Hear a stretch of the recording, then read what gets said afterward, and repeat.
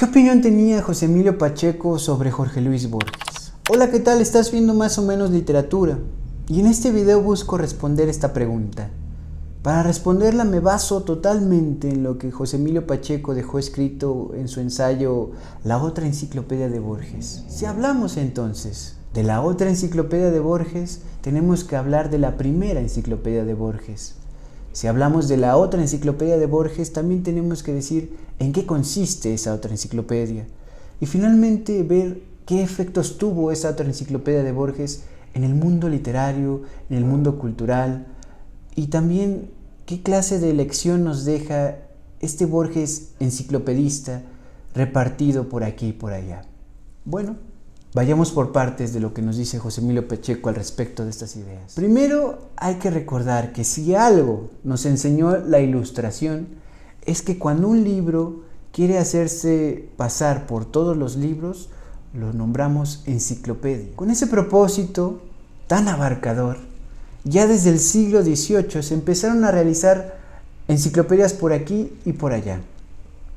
La enciclopedia de Diderot y de Alembert, que fue trabajada en 1752 hasta 1772, es quizás la enciclopedia más conocida de la lengua francesa. Posteriormente, en inglés, la más prestigiosa enciclopedia es la Enciclopedia Británica. Y esa enciclopedia, la británica, sería la que terminaría inspirando y nutriendo a un joven Jorge Luis Borges. Este asunto enciclopédico, José Emilio Pacheco lo ilustra cuando nos dice que Borges, de joven, todas las noches iba a la Biblioteca Nacional. Como su timidez le impedía solicitar libros, tomaba de la sección de referencia cualquier tomo de la británica y buscaba un artículo que le interesara. En 1929, gracias a un premio que obtuvo por Cuadernos San Martín, pudo comprarse una 11ª edición de segunda mano. Rodríguez Monegal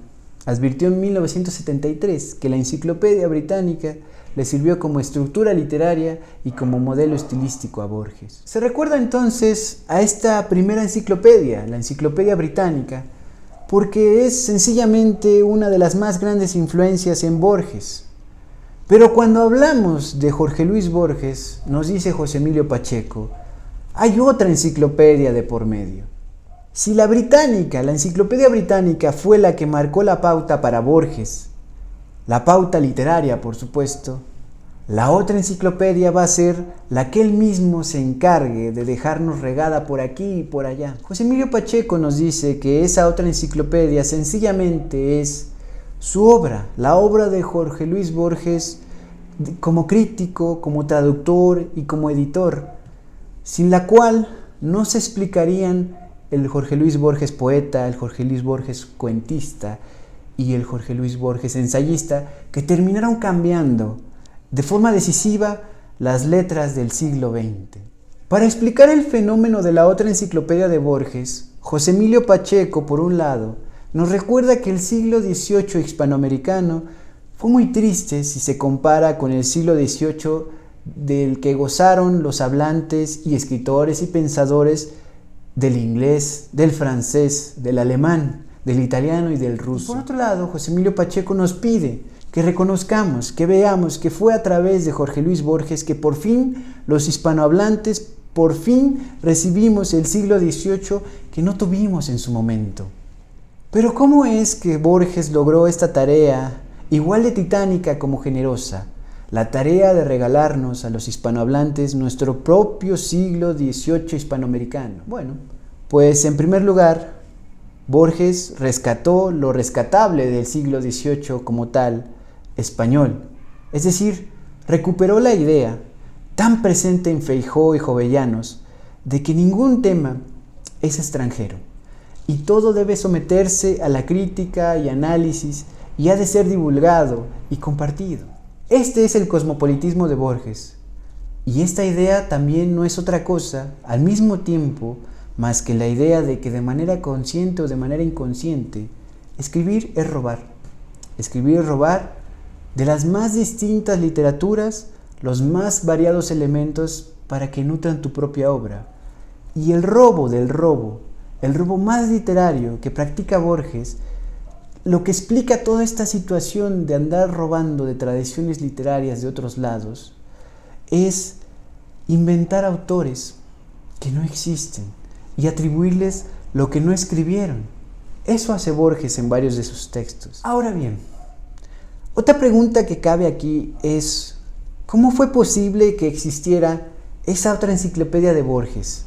Es decir, ¿qué factores del contexto histórico influyeron en que Borges también desarrollara su labor como crítico, como traductor y como editor? José Emilio Pacheco explica esto recordándonos que el siglo XX fue el siglo de las dos guerras mundiales. La Primera Guerra Mundial obligó a un niño Borges, al pequeño Giorgi, y a toda su familia que lo acompañaba a quedarse una temporada en Ginebra, Suiza. Y la Segunda Guerra Mundial ocasionó ya desde antes que miles de españoles y españolas emigraran hacia América, huyendo del régimen de Franco. La primera cuestión, la de la familia en Suiza, en Ginebra, que es el asunto de la Primera Guerra Mundial, se vuelve un asunto sentimental para Borges, pues esta estancia en Suiza, en Ginebra, sembraría en Borges un amor por Ginebra que nunca se iría de su corazón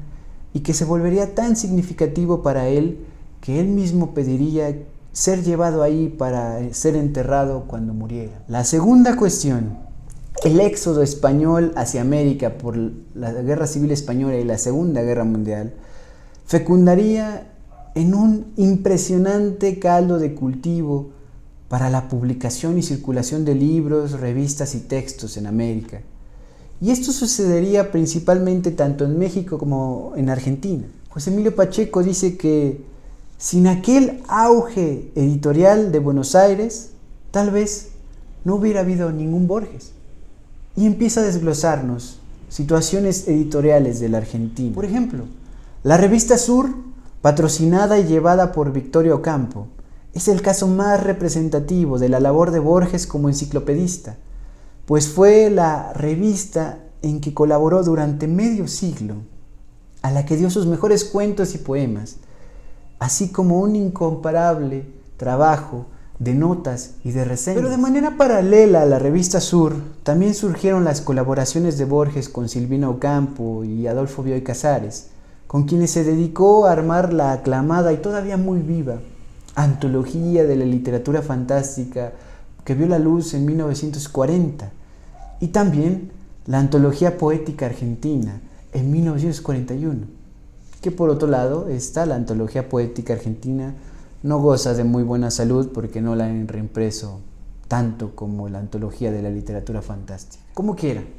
También Borges con Bioy Casares empezaría a seleccionar libros, títulos para colecciones que distintas editoriales empezaron a poner a la venta, es decir, empezaron a trabajar como editores.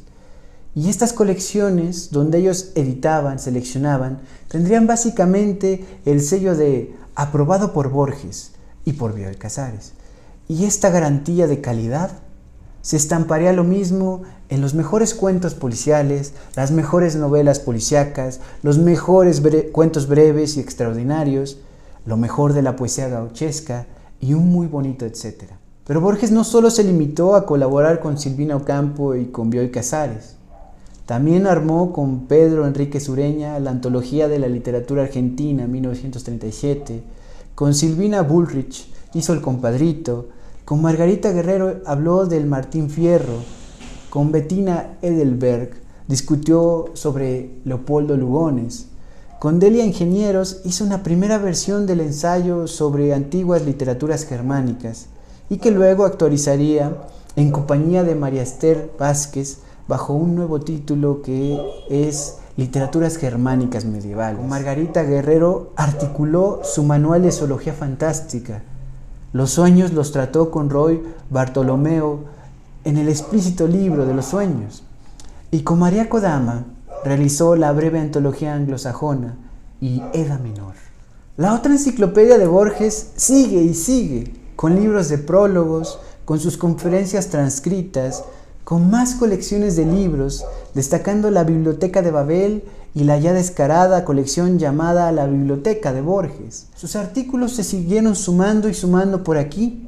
A los 70 todavía hacía traducciones por allá y no paró de hacer ensayos, ahora sobre Dante, su admirado Dante Alighieri, ni por tener 84 años por acullá. Esta otra enciclopedia parece igual de infinita que sus cuentos más conocidos, y José Emilio Pacheco define así esta labor de Borges, la del enciclopedismo. No hay ninguna página suya que no sea estimulante, ninguna página de Borges, y no diga algo nuevo, polémico o insólito. Hasta el fin mantuvo su lección ética, ejemplar dentro y fuera de la literatura. La primera obligación de toda persona es hacer bien lo que hace. Así en sus cuentos y en sus poemas como en sus ensayos, prólogos, notas, Jorge Luis Borges iluminó con la llama sagrada hasta la más humilde línea que salió de sus manos. Todos estos trabajos que, como ustedes pueden ver, buscan abarcarlo todo, siguen iluminando nuestros días, nuestros mundos, si nos ponemos a leer ese otro Borges, el Borges crítico, el Borges conferencista, el Borges editor, el Borges que les seleccionaba libros para presentárnoslo, incluso muchos de ellos traducidos por él mismo. Esta es la llama de Borges, la llama que ilumina todos sus escritos, no solo sus cuentos, no solo sus poemas, no solo sus ensayos más conocidos, sino también sus conferencias, sus trabajos como editor, sus traducciones, sus notas, sus prólogos, sus introducciones.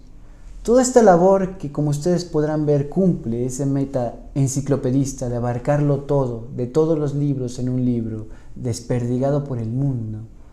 Esa es la otra enciclopedia de Borges, la llama que sigue iluminando hasta nuestros días. Veamos ese otro Borges, no solo el Borges cuentista, no solo el más conocido, sino también el que publicaba en revistas, el que nos dejó un legado muy grande en Sur. Veamos esta otra llama que sigue iluminando a través de las líneas de Borges. Te agradezco por haber visto este video. Esta sería la opinión de José Emilio Pacheco sobre Borges, una invitación a su lectura. Y así yo también te invito a que te suscribas a este canal, que le des me gusta, que lo compartas con alguien que creas que pueda interesarle. Sin más, me despido. Esto es Más o Menos Literatura y nos vemos en un muy próximo video. Bye.